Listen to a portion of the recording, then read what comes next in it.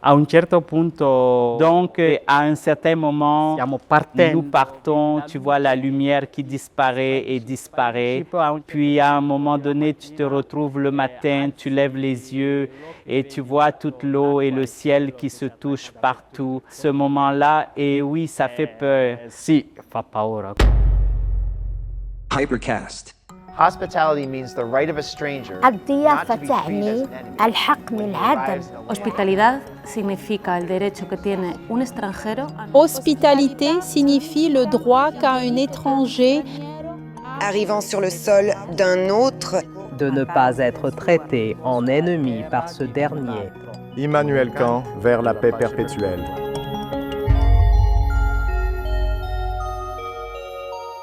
Hi. Bonjour, je suis Sergio Della Torre. Bonjour, je suis Chris Trijari. Et depuis 13 ans, Chris Trijari et moi travaillons sur un projet portant sur l'immigration, le Fancy City Project. Fancy City Project. Nous sommes ici maintenant par une belle journée à Rome avec beaucoup de vent, un beau soleil et une bonne lumière. Travailler sur le projet, écouter et faire partie d'une communauté ici au MAM. Juste passer du temps avec les gens, passer du temps en conversation. C'est le projet Sanctuary City. Sanctuary City Project at Rome. Ville Refuge, c'est le projet Sanctuary City à Rome, propulsé par Female Cut. Nous venons de San Francisco avec ce projet sur la migration. Pour discuter de la signification du mot sanctuaire, considérant les influences de la religion ici à Rome. Un sanctuaire, un endroit sûr, un lieu de liberté où tu peux être ce que tu veux.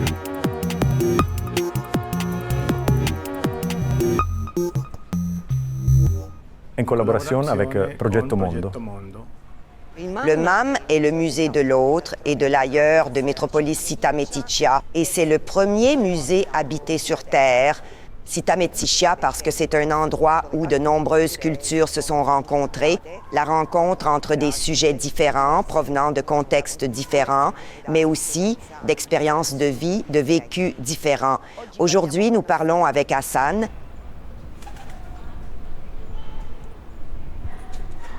Je m'appelle Hassan Youssouf Abdraman, je viens du Soudan, mon père est soudanais, ma mère est du Tchad. Je suis arrivé ici en Italie en 2007, et ici à Métropolis. Par contre, en 2009, ma famille est justement de Darfour.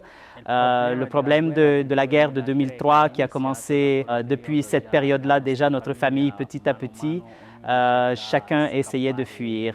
J'ai eu la chance que ma maman soit du Tchad, donc en déplaçant la famille de là, ils ont rencontré un peu moins de problèmes.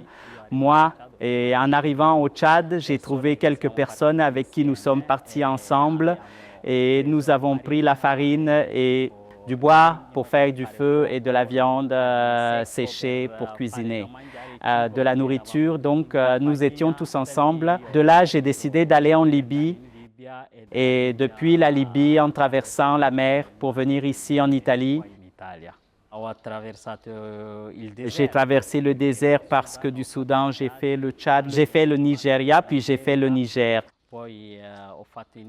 Quelqu'un peut me demander dans le sens pourquoi tu n'es pas allé directement au Tchad, en Libye, parce que ce sont des frontières, parce que ce désert est trop long.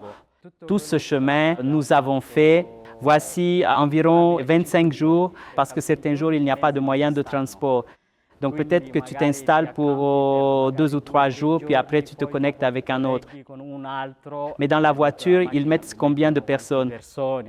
Quand tu descends, tu n'arrives même pas à marcher. Que tu as les pieds tout bloqués et ainsi de suite. Quand j'ai dû fuir, je travaillais comme tailleur. J'avais une machine à coudre. Ensuite, j'ai vendu cette machine, j'ai payé tous mes voyages. Le Niger était le dernier tronçon et il me manquait même de l'argent et les garçons avec qui nous étions ensemble. Et ils m'ont prêté l'argent. Et quand nous sommes arrivés à Sabha, en Libye, alors là, j'ai commencé à travailler comme tailleur pour pouvoir prendre de l'argent pour aller jusqu'à Tripoli. Au contraire, le voyage en mer a été, ça c'est très difficile. J'ai tenté cette épreuve 2 fois parce qu'en 2006, j'ai essayé et je n'ai pas réussi. Nous étions perdus en mer, nous avons passé 1 semaine à tourner en mer. Le vent nous a ramenés en arrière. Et nous nous sommes retrouvés sur la côte de Hé, côte libyenne. Et ils nous ont demandé d'où venez-vous comme ça. Et nous avons dit non, nous sommes allés pêcher ceci et cela. Et où est votre poisson? Rien, matériel de pêche? Rien. Et puis on voit que nous étions 7 jours en mer, vraiment affamés, assoiffés. Et ensuite, ils nous ont mis en prison. J'ai passé 3 mois en prison, puis à un certain moment, ils nous ont fait un transfert. Même en prison, en Libye, c'est vraiment une souffrance incroyable. Ils nous ont transférés, ils nous ont amenés jusqu'à Sabha de nouveau. Nous avons payé $100. Nous sommes sortis et j'ai dû retourner à Tripoli de nouveau, commencer à travailler toutes les saisons. Je me souviens seulement de l'argent, de ce que j'ai payé pour la mer. Cela, je m'en souviens très bien parce que je l'ai payé $1 200. Je m'en souviens. Le jour, je faisais de la couture et la nuit, j'allais faire de la pâtisserie. Et donc, j'ai réussi à rassembler tout ça et ils ont dit il doit partir immédiatement. Et quand nous sommes partis, c'était un peu mieux, mais maintenant en Libye, il est possible que si tu n'as pas d'argent, ils te vendent. Le moment où j'ai eu le plus peur, c'est un moment où la nuit nous partons, tu vois la lumière qui disparaît et disparaît. Puis à un certain point, tu te retrouves le matin et tu lèves les yeux et tu vois toute l'eau et le ciel qui se rejoignent partout. C'est un moment, oui, ça fait peur. C'est un moment, j'y ai pensé dans le sens, est-ce que c'est vrai que je pourrais vivre à partir de là? On ne sait pas. 3 jours et je suis arrivé à Syracuse. Je l'ai fait, c'est comme ça. Et puis même de là à Syracuse, où les autres gars se sont fait avoir, ils disaient « Oh, vous devez nous dire qui conduisait le bateau comme ça, nous vous donnons des papiers. » Celui qui conduisait le bateau est un Érythréen, je ne le connaissais même pas. Nous l'aidions parce que notre bateau était cassé à Malte, nous l'avons aidé. Et ils ont commencé à réparer le bateau. Pour eux, ceux-ci étaient des aides et celui-là était un mécanicien. Et ainsi, ils nous ont mis en prison. Nous avons fait 6 mois. Quand je suis arrivé ici, j'aurais dit écoutez, ramenez-moi. Je suis venu en fuyant la guerre, puis je viens ici, vous me mettez en prison et je ne peux pas y rester. Que je vive ici, mais toute l'année, je dois vivre en allant constamment en prison et en sortant. Et ça te plaît d'être ici? Non, si c'est possible, renvoyez-moi en Libye. Je ne l'ai pas fait pour pouvoir continuer à aider ma famille, car comme je les ai vus de village en village, ils souffrent. Alors j'ai dit, je dois me sacrifier pour pouvoir les aider. Et cette période où j'étais en prison, l'a exploité en allant étudier. Donc en entrant sans comprendre rien, je suis peut-être sorti en traduisant pour certaines personnes qui étaient à l'intérieur avant moi. D'un côté, oui, j'ai été enfermé, mais cela m'a fait apprendre un peu de choses dans la vie. Et donc, quand je suis sorti, j'ai payé le billet, et je suis monté, je suis venu à Rome. Quand je suis arrivé à Rome, il y avait un de nos amis qui était là avant nous et qui était dans un centre d'accueil. Je l'ai appelé et il m'a dit de venir directement ici, qu'on trouverait une place. Et ensuite, quand je suis arrivé, nous sommes arrivés à la gare Termini. Il est venu, il nous a trouvés là-bas et il a dit « Regarde maintenant, le centre est juste ici ». Il a appelé un autre ami à lui qui vivait dans une occupation. Il vivait là-bas et quand il l'a appelé, il a dit « Écoute, j'ai un espace et entre-temps, ils peuvent venir rester ici ». Certains jours, nous dormons là-bas. Certains jours, nous allons à ce centre d'accueil. Et puis la période de récolte des olives, les garçons sont partis. Alors nous sommes venus les remplacer peu à peu, nous sommes restés là. Nous avons commencé à aller à l'école et déjà à cette époque, je me dis que je ne devrais pas rester ici en Italie. Au moins, je vais de l'avant même si j'ai des documents. Et cet ami à nous, un peu plus âgé que nous, a dit « Écoutez les gars, j'ai fait tous ces tours. Je suis allé en Allemagne, je suis allé en France, je suis allé à Londres. Et il a dit qu'une fois que tu as fait un produit numérique, il te ramène. Donc, inutile de faire ces tours. Il vaut mieux que tu apprennes la langue, puis commence ici. Peut-être que tu trouves un petit boulot et tu fais « bon ». Eh bien, nous avons bien appris la langue italienne. Ils nous ont proposé un cours d'affaires, un cours hôtellerie. Justement, dans le centre d'accueil, nous avons fait. Puis, j'ai passé un test d'entrée et parmi eux, j'étais le seul à être accepté. J'ai aussi réussi à m'inscrire dans une école du soir et j'ai passé 3 ans, j'ai passé le brevet. Ensuite, je voulais faire le lycée. Lycée du soir, ils m'ont dit oui et je me suis inscrit. J'ai fait 5 ans au lycée du soir et j'ai aussi obtenu le diplôme. Comme nous vivons dans le centre d'accueil, pour nous, le centre d'accueil est équivalent à une prison, dans le sens où les chambres ont été 4, 3, sans personne.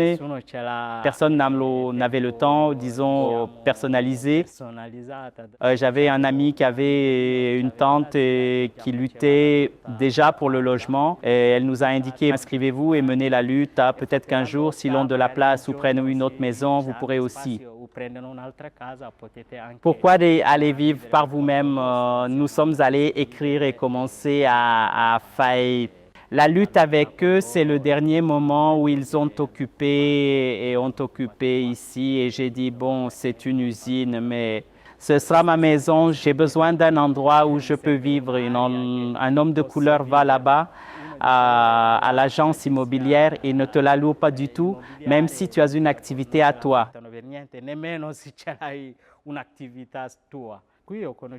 Ici, j'ai rencontré ma femme la première année où nous avons occupé. Dans l'année où nous avons occupé, et puis l'année suivante, nous sommes mis ensemble. Nous avons aussi eu 2 enfants, une fille, un garçon, et nous voilà. Donc, pour nous, Metropolis, le MAM, c'est tout. Genre, pour moi, ça m'a permis beaucoup de choses. Ça m'a même donné la famille, plus de choses. Donc, nous vivons seulement pour cela.